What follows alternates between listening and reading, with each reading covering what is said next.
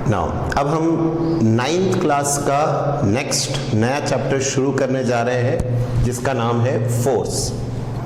Physics का second chapter ये। First हम पढ़ चुके हैं मोशन पिछले वीडियोस में, अब हम बात करेंगे चैप्टर फोर्स की। ठीक, सबसे पहले बताइए फोर्स क्या होता है। तो हम कहेंगे सर हमने डे टू डे लाइफ में फोर्स सीखा है किसी चीज को धक्का मारना, फोर्स लगाने को हम लोग बोलते हैं धक्का लगाना।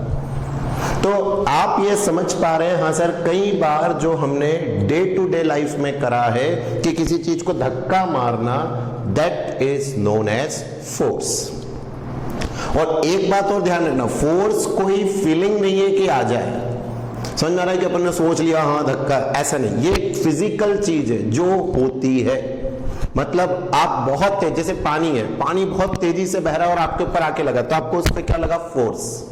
तो मैं आपसे यही कहूंगा फोर्स एक फिजिकल क्वांटिटी है जिसको आप फिजिकली महसूस करते हैं। मतलब आप इसको दिमाग में नहीं सोच सकते कि हाँ सर ये फोर्स हो जाएगा ना। अब सीखे सर फोर्स एग्जैक्टली और क्या है, फिजिक्स की डेफिनेशन में क्या है, तो समझना आप इधर। सपोज आपके पास ये एक सरफेस है, ठीक है, और सरफेस पे एक ब्लॉक रखा हुआ है। आप क्या कहेंगे, सर अभी ये रखा हुआ है मतलब ये काहे पे है, अभी रेस्ट पर है, रुका हुआ है ना। अब अगर ये आप इसको चलाना चाह रहे हैं, क्या आपको इसको धक्का देना पड़ेगा?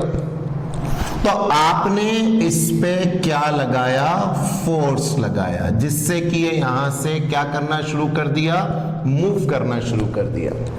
तो आप क्या कहेंगे, सर फोर्स वो फिजिकल क्वांटिटी है जो रुकी हुई चीज को चला दे।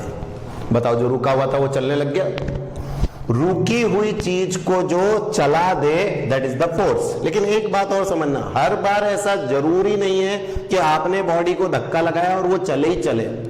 आपके घर की दीवारें हैं, लगाओ उस पर धक्का, क्या चलती है क्या वो? या आपके बीच में कोई घर आ रहा है, आप कहें यार ये घर बीच में आ रहा है, इसको थोड़ा साइड में करते, धक्का लगा के पीछे कर दिया, ऐसा तो नहीं होगा। तो ये जरूरी नहीं है कि आपने किसी बॉडी पे धक्का दिया और वो मूव करे, कर भी सकती है और ना भी करे, बट हाँ आप उस पे धक्का लगा रहे हैं, कोशिश कर रहे हैं रुकी हुई बॉडी को चलाने के लिए।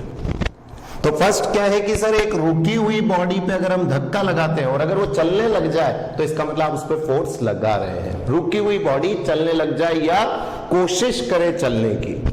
एक बहुत भारी भरकम ट्रक है, पूरा सामान से भरा हुआ है, ऐसा थोड़ी आप उसमें जाके पीछे से धक्का मारोगे और वो चलने लग जाएगा, लेकिन आप धक्का तो लगा रहे हो। तो इसीलिए हम डेफिनेशन में ये बोलते हैं कि फोर्स क्या है, या तो वो वाकई में काम कर रहा है कि रुकी हुई बॉडी को चला दे, या ऐसा करने की कोशिश कर रहा है। दूसरा, सपोज करिए अब आप क्रिकेट खेलते हैं, बताइए क्रिकेट में बॉल आई और आपने कैच कर ली, तो क्या उस टाइम भी आपने फोर्स लगाया बॉल के ऊपर उसको रोकने के लिए? या आपका कोई दोस्त आ रहा है साइकिल चला के और आप उसके सामने खड़े हो जाते हैं उसको ऐसे रोकने के लिए, तो क्या आप उसकी साइकिल को रोकने के लिए फोर्स लगाते हैं ना?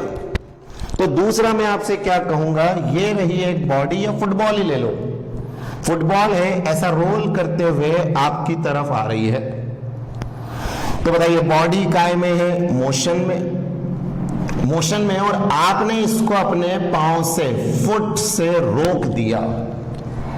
तो अगर एक चलती हुई बॉडी को आप रोक दें तो भी क्या कहलाएगा कि आपने उस पर क्या लगाया, फोर्स। अगर रुकी हुई बॉडी को चला दिया या उसको चलने की कोशिश करवाई, एक चलती हुई बॉडी को आपने रोक दिया। अब ऐसा जरूरी नहीं कि हर बार सर चलती हुई बॉडी को अपन रोक दें, ट्रेन के सामने खड़े होकर उसको रोक थोड़ी सकते हो, वो भी तो बॉडी मोशन में। लेकिन ये मतलब नहीं है कि आप अगर कोई बॉडी चली रही है तो आपने उस पर धक्का लगाया तो रुक जाएगी, रुक भी सकती है और ना भी रुके। तो इसीलिए हम इसमें हर बार कहते हैं मे और मे नॉट बी। तीसरी चीज, अब आप फिर से क्रिकेट खेलते हैं, क्रिकेट में बॉलर ने बॉल फेंकी, अब बताओ आप क्या, आपने बैठे और आपने उसको सिर्फ क्या किया, डायरेक्शन चेंज कर दिया। कई बार आप क्रिकेट देखते होंगे, मेनली क्रिकेट में ताकत से ज्यादा आप देखेंगे ये इन चीजों का इस्तेमाल होता है कि वो सिर्फ डायरेक्शन बदल देता है बॉल का। तो बताइए क्या उस वक्त भी तो वो बैट से क्या लगा रहा है, फोर्स। तो फोर्स वो भी है जो किसी भी बॉडी का क्या बदल दे, डायरेक्शन बदल दे। आप अपनी गाड़ी चला रहे हैं, बताओ गाड़ी से हाथ से फोर्स लगाते हो हैंडल पे, तभी तो गाड़ी का क्या चेंज होता है, डायरेक्शन। तो फोर्स वो भी है जो बॉडी का क्या बदल दे, डायरेक्शन, जो चलती हुई बॉडी को रोक दे या रुकी हुई बॉडी को चला दे। चलिए अब आपके हाथ में फिर से क्रिकेट का एग्जांपल, एक बॉल है, रबर की बॉल। बताओ रबर की बॉल या टेनिस की बॉल, आप उसको हाथ से दबा देते? तो जो बॉल आपके पास इतनी बड़ी है, आप इस पे सब तरफ से फोर्स लगा के क्या इसको छोटा कर देते? तो आपने बॉडी की क्या चेंज कर दी इस बार, साइज चेंज कर दी। तो फोर्स वो भी है जो बॉडी की साइज को बदल दे। और एक और एग्जांपल देखिएगा जरा, ये रहा आपका स्प्रिंग। बताइए स्प्रिंग है, मान लीजिए मैं इधर से और इधर से इसको खींचूं तो ये स्प्रिंग ऐसी फैल जाएगी क्या? तो इसका क्या चेंज हो गया? आप कहेंगे सर इसका शेप चेंज हो गया। तो फोर्स वो सब चीजें हैं जो किसी बॉडी को जो रेस्ट पे उसको मोशन में ले आए, जो मोशन में उसको रोक दे। बॉडी का क्या बदल दे, डायरेक्शन। बॉडी की क्या बदल दे, साइज। बॉडी का क्या बदल दे, शेप। इनमें से कुछ भी अगर हो रहा है तो इसका मतलब बॉडी पे क्या एक्ट हो रहा है, फोर्स एक्ट हो रहा है। आपके सामने कोई भी चीज रखी है, आप उसको देखते रहे, देखते देखते रहेंगे, थोड़ी चलने लग जाएगी। लेकिन हाँ, अगर आपने उस पर जाके फोर्स लगाया, बोलो चलने लग गई, तो body at rest comes into motion. आपकी तरफ कोई बॉल आ रही थी, आपने उसको पकड़ के रोक दिया, मतलब आपने उस पर अगर फोर्स लगाया तो चलती हुई बॉडी रुक गई। तो अगर इनमें से कुछ भी चीज हो रही है, रुकी हुई बॉडी चलने लग जाए, चलती हुई बॉडी रुक जाए, उसका शेप बदल जाए, उसकी साइज बदल जाए, तो इसका मतलब उस पर क्या लग रहा है, फोर्स लग रहा है। यही हमारा चैप्टर है, दैट इज द फोर्स।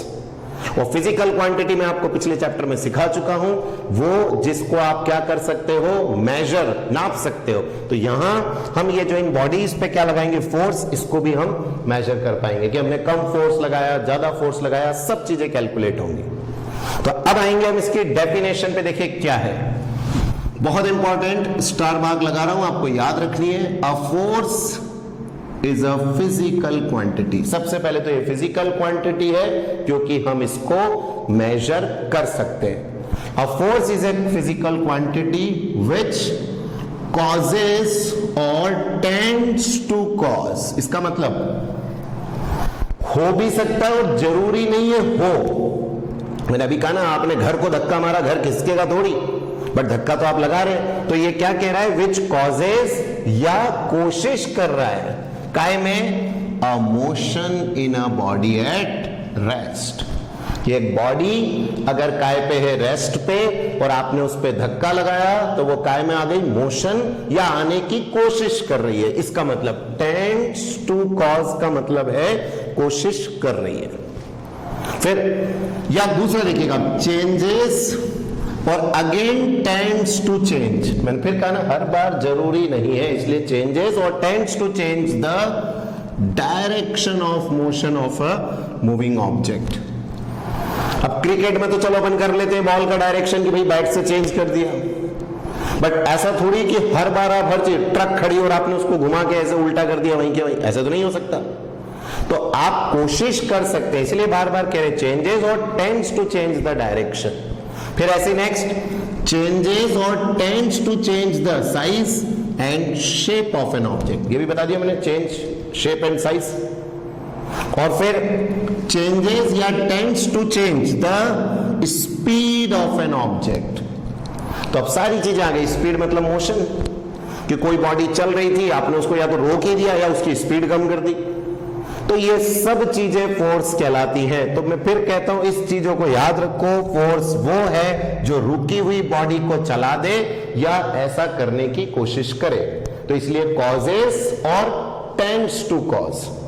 दूसरा, चलती हुई बॉडी को रोक दे तो क्या कहेंगे, causes or tends to cause the change in speed of the object. ऐसे डायरेक्शन को बदल दे, again causes or tends to cause. सब में ये वर्ड समझ में आना चाहिए कि सर जरूरी नहीं है हो जाए, ऐसा कोशिश भी वो कर सकता है। तो direction, motion, rest, size and shape. Shape clear, spring का एग्जांपल हजरे चेंज हो गया, या आपके हाथ में इलास्टिक, बताओ, बिना फोर्स लगाए उसको थोड़ी खींच सकते हो आप। तो ये सब शेप में आ गए, साइज आपको क्लियर है। हाँ सर, अपन ने बॉल को दबा दिया या इस तरह से उसका साइज चेंज कर दिया। तो इन सब के लिए आपको एक बॉडी पे क्या लगाना पड़ता है? फोर्स। और यही हमारा चैप्टर है। और क्योंकि हम इसको मेजर कर पाते हैं, इसलिए कहते हैं कौन सी क्वांटिटी? Physical quantity. इन्फ्लुएंस देखिए क्या क्या हुआ इफेक्ट ऑफ फोर्स की वजह से। तो फोर्स कैन चेंज, क्या क्या बदल सकता है? स्टेट ऑफ रेस्ट या स्टेट ऑफ मोशन। चलती हुई बॉडी रुक सकती है, रुकी हुई बॉडी चल सकती है। दूसरा, वो बदल सकता है साइज, वो बदल सकता है शेप, वो बदल सकता है स्पीड, वो बदल सकता है डायरेक्शन ऑफ मोशन। कई बच्चे इतनी डेफिनेशन नहीं लिखते, लेकिन हमें याद रखना है। अब हमसे एग्जाम में आया define force. Force is a physical quantity which causes या टेंड्स टू कॉज। फिर एक रेस्ट, फिर दूसरा मोशन, फिर तीसरा साइज, फिर चौथा शेप, फिर चौथा डायरेक्शन। ऐसे करके आप इसको एक्सप्लेन करेंगे। तो पहले इंट्रोडक्शन क्लियर है? हाँ सर, हम चैप्टर क्या पढ़ने जा रहे हैं? फोर्स। बोले तो किसी बॉडी पे धक्का।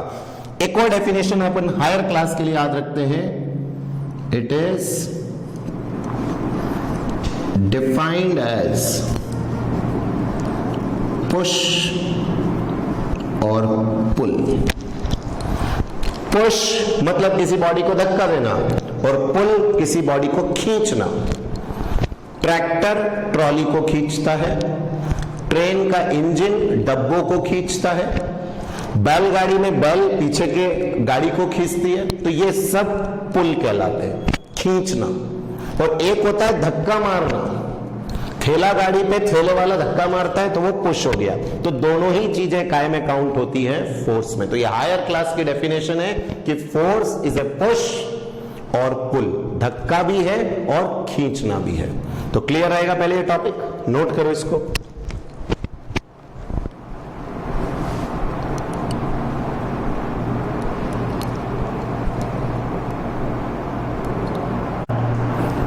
देखिए, पिछले वीडियो में फोर्स हमने सीख लिया।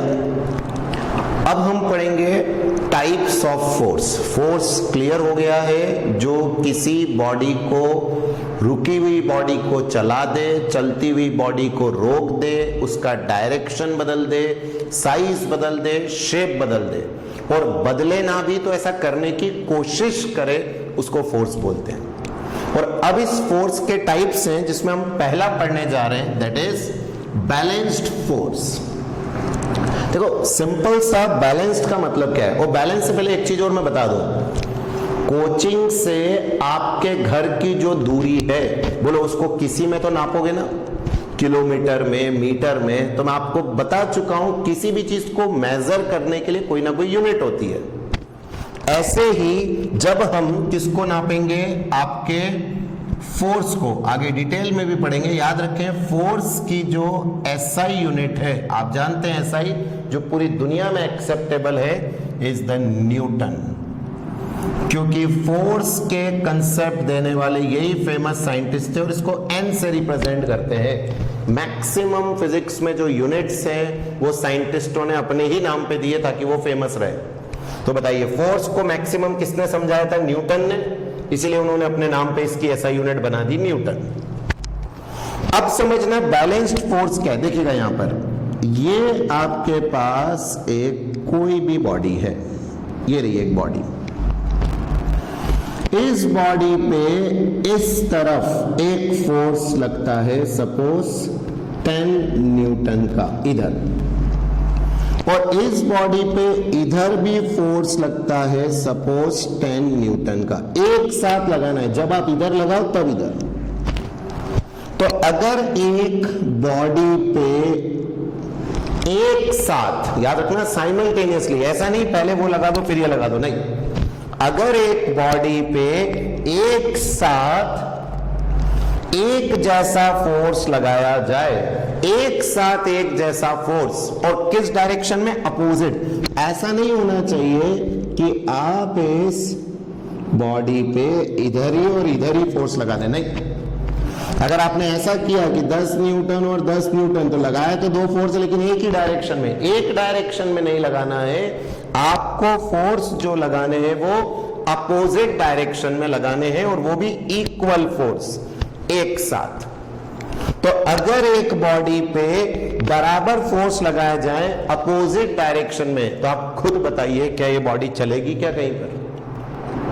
कहीं पर चलेगी? तो आपका जवाब होगा सर नहीं चलेगी।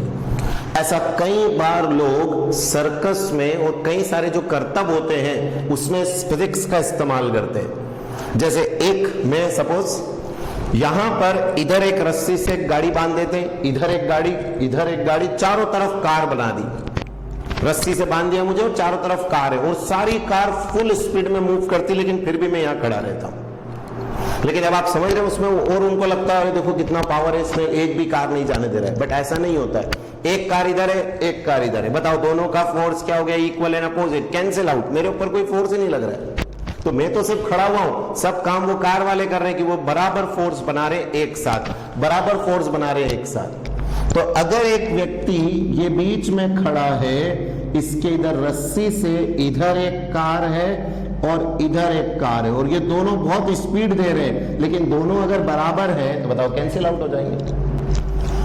ऐसे ही एक इधर है और एक इधर है, तो बताओ ये भी कैंसिल आउट हो जाएंगे। तो ऐसे करके ये अपना स्टंट दिखाते हैं कि देखो हमने कितना बड़ा स्टंट किया। बट आप समझ रहे हैं ये सब फिजिक्स का खेल है। कौन सा फोर्स काम कर रहा है यहाँ?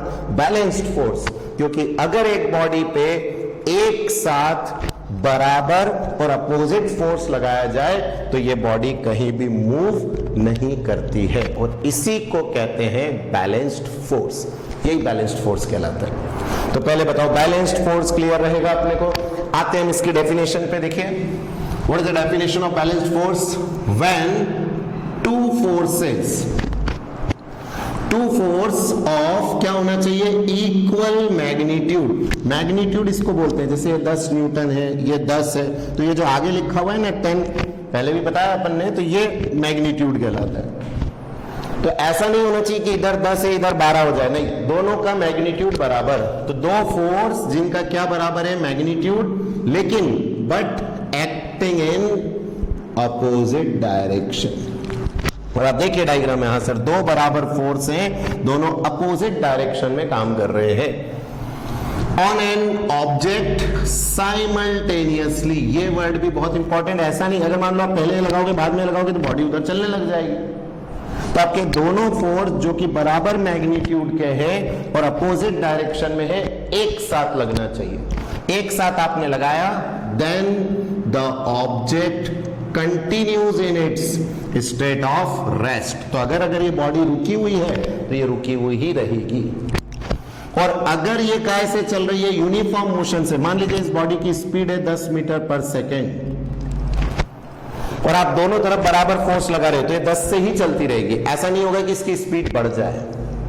तो अगर बॉडी पे बैलेंस्ड फोर्स लग रहा है तो या तो वो रुकी रहेगी, शुरू में रुकी है तो, और अगर वो किसी स्पीड से चल रही है तो वो उसी स्पीड से चलती रहेगी, उसकी स्पीड बढ़ेगी नहीं। ये लिखा है power of uniform motion in a straight line and such force acting on the object are known as, उन्हीं को क्या बोलते हैं? Balanced force.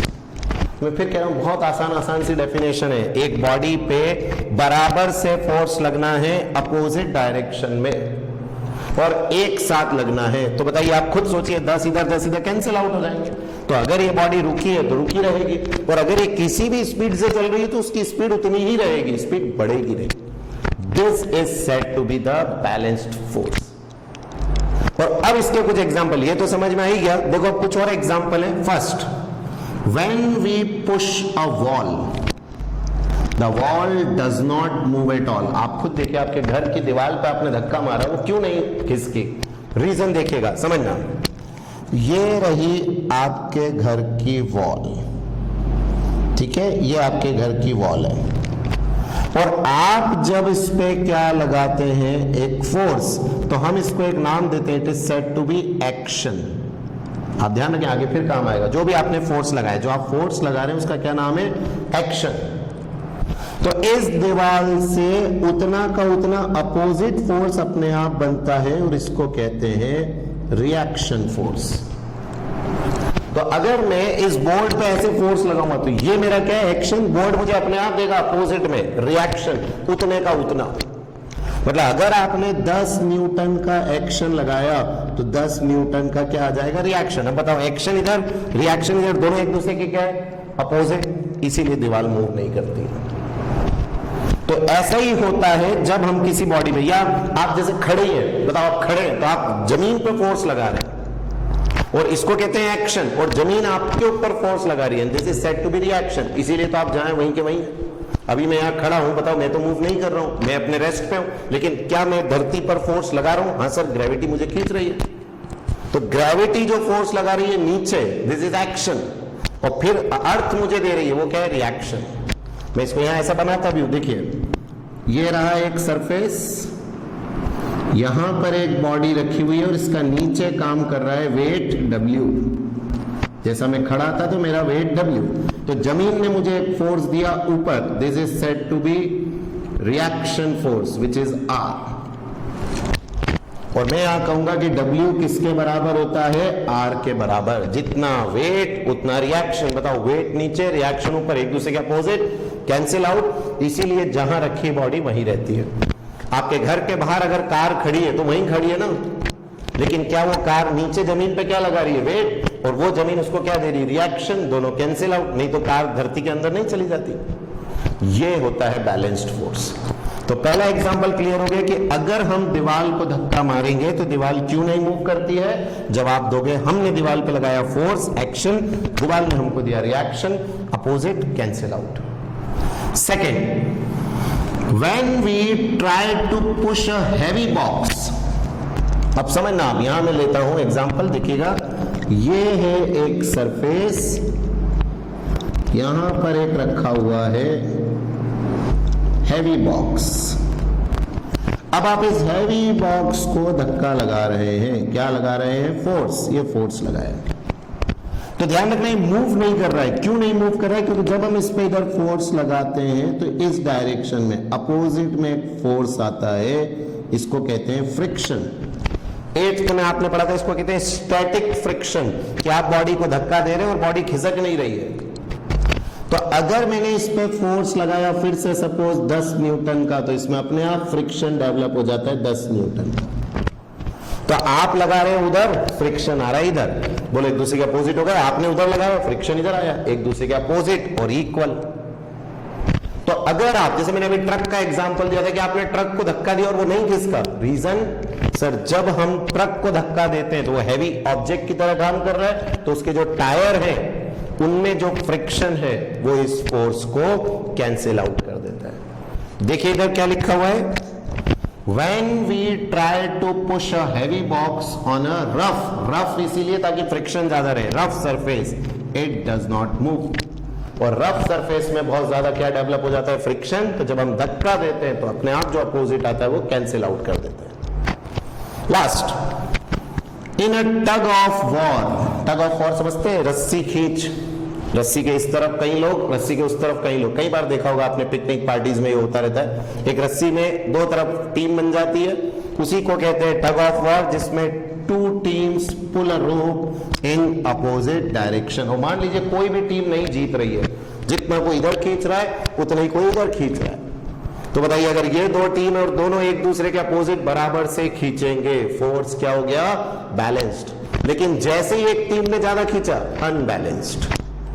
जैसे ही एक टीम, जिधर ज्यादा होगा फोर्स, बताओ वो जीत जाएगा, कम वाला हार जाएगा, तो वो अनबैलेंस्ड की कैटेगरी में चला जाता है। तो अभी तो हम बैलेंस्ड की बात कर रहे हैं कि दोनों टीमें अगर नहीं जीत रही हैं तो दोनों बराबर फोर्स लगा रही है अपोजिट डायरेक्शन में। ब्लॉक नहीं मूव कर रहा है, तो जैसे हमने धक्का मारा उसमें क्या डेवलप हो गया, फ्रिक्शन।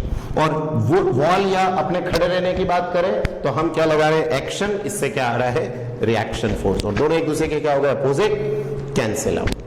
तो दिमाग में क्लियर है, बैलेंस्ड नाम से सर वो फोर्स जो बॉडी पर लग रहा है, लेकिन बॉडी अगर रेस्ट पे तो रेस्ट पे ही है, और अगर यूनिफॉर्म मोशन से चल रही है तो उसी से चल रही है। और रीजन है क्योंकि दोनों फोर्स क्या है, बराबर, अपोजिट और एक साथ बॉडी पे लग रहे हैं। इक्वल फोर्स, इक्वल मैग्नीट्यूड इन अपोजिट डायरेक्शन साइमल्टेनियसली।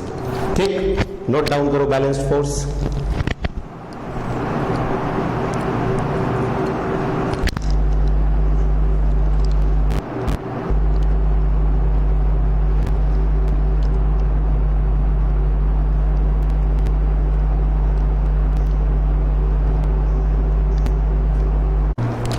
ठीक है, अभी हमने डिस्कस किया बैलेंस्ड फोर्स।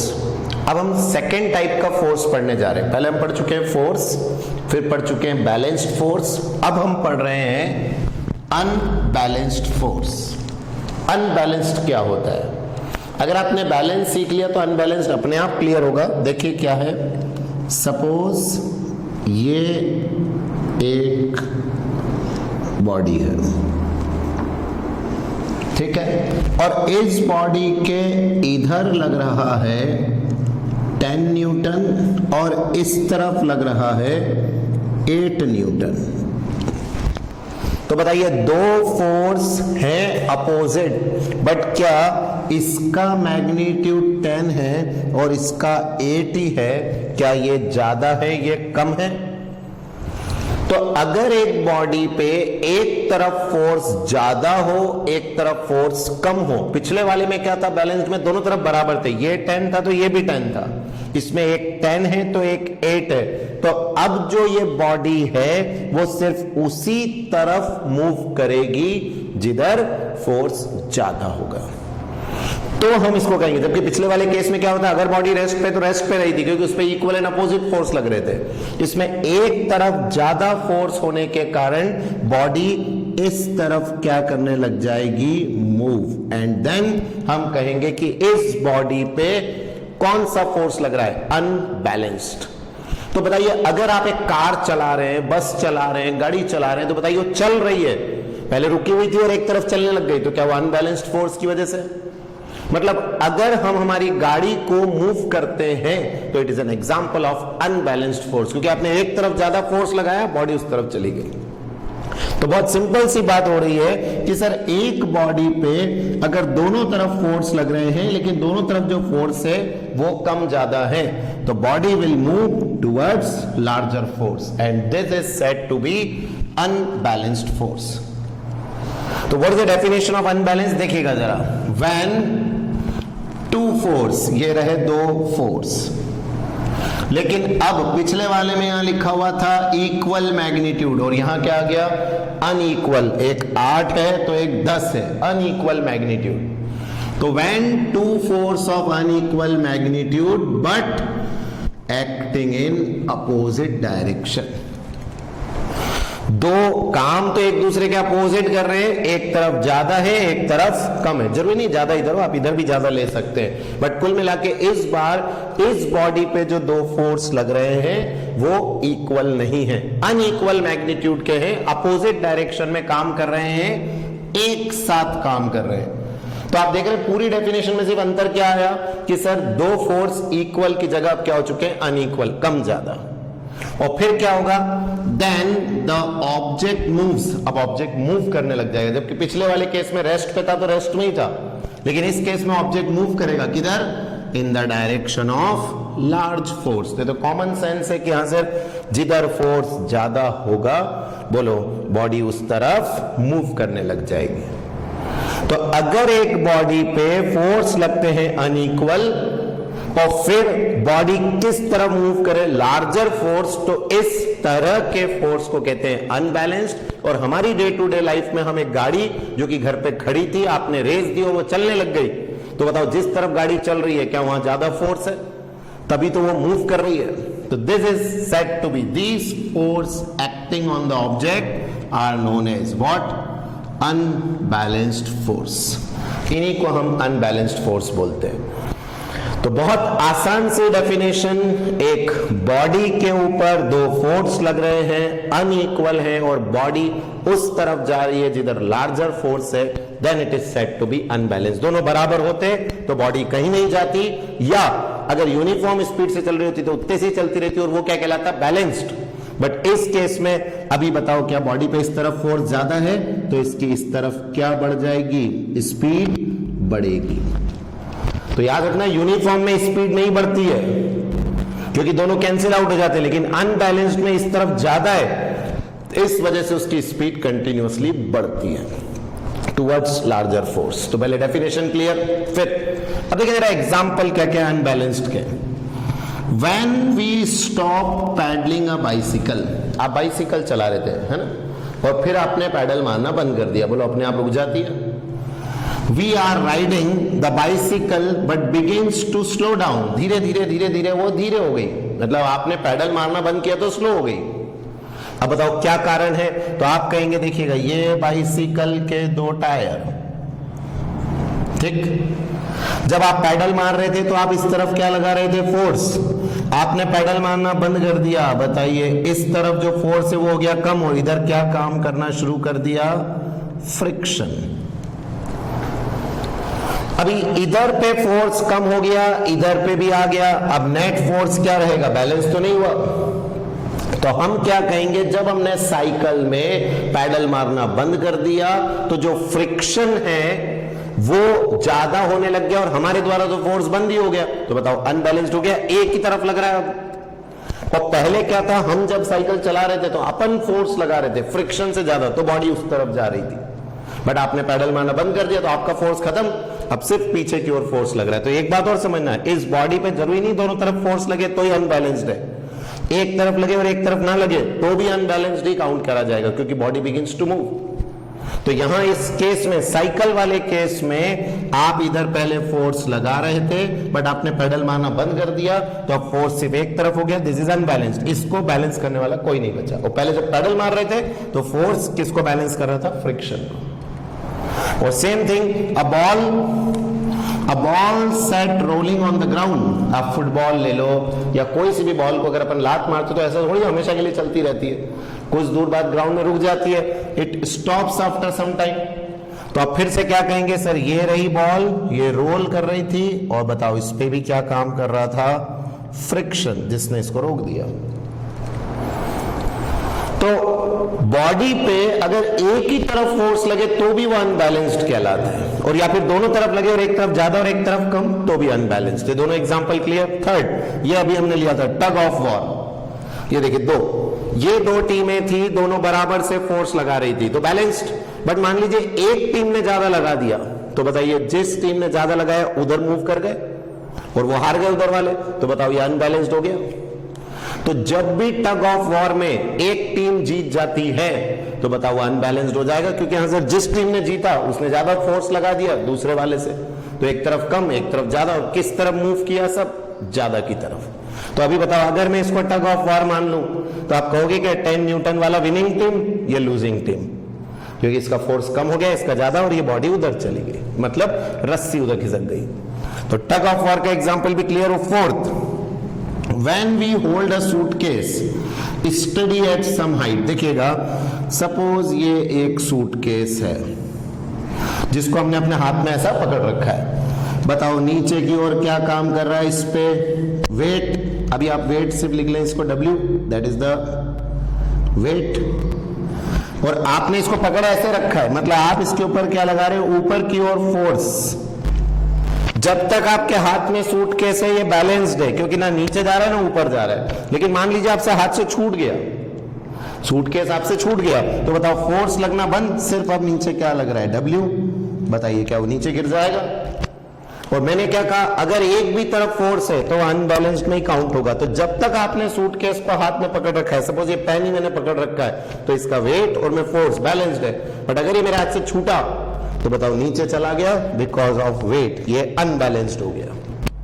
और अब आप याद रखिएगा फिजिक्स में मोशन अगर हो रहा है, कोई बॉडी रुकी हुई थी और मोशन अगर हो रहा है, तो इसका मतलब उस पर अनबैलेंस्ड ही फोर्स है, क्योंकि अपन ने पढ़ा है रुकी है बॉडी और बाद में भी रुकी है तो बैलेंस्ड फोर्स है, बट रुकी हुई थी और चलने लग गई, मतलब उस पर क्या लग रहा है?